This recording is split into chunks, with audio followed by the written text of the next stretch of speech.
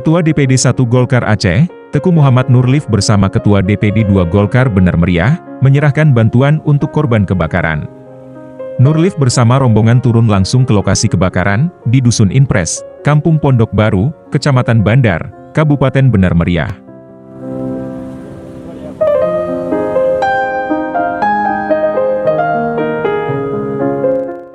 Setiba di lokasi, Teguh Nurlif langsung menemui korban kebakaran sambil melihat puing-puing bangunan sisa kebakaran. Diketahui ada 4 rumah pertokoan ludes terbakar, pada dini hari Sabtu 23 April kemarin.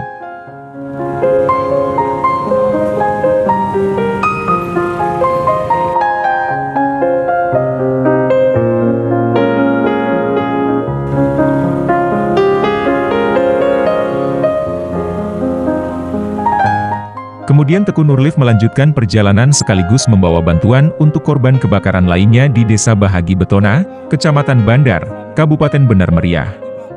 Bantuan yang diserahkan kepada korban kebakaran berupa beras, mie instan, minyak goreng, dan telur. Ada 2 kepala keluarga yang menjadi korban kebakaran rumah pada Minggu 24 April. Bantuan yang disalurkan oleh Teguh Nurlif bersama rombongan merupakan bentuk kepedulian Partai Golkar terhadap warga yang terkena musibah. Dalam peristiwa kebakaran itu tidak ada korban jiwa.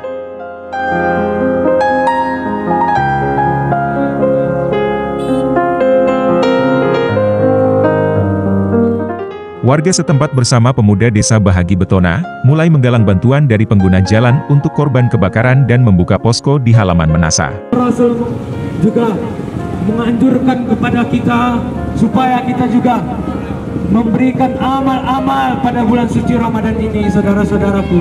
Mari saudara-saudaraku semuanya, alangkah baiknya pada bulan suci Ramadan ini kita memberikan amalan kepada saudara-saudara kita yang telah tertimpa musibah, yang telah tertimpa kebakaran di Kampung Bahagi Betona ini yang menghanguskan 2 rumah saudara-saudaraku.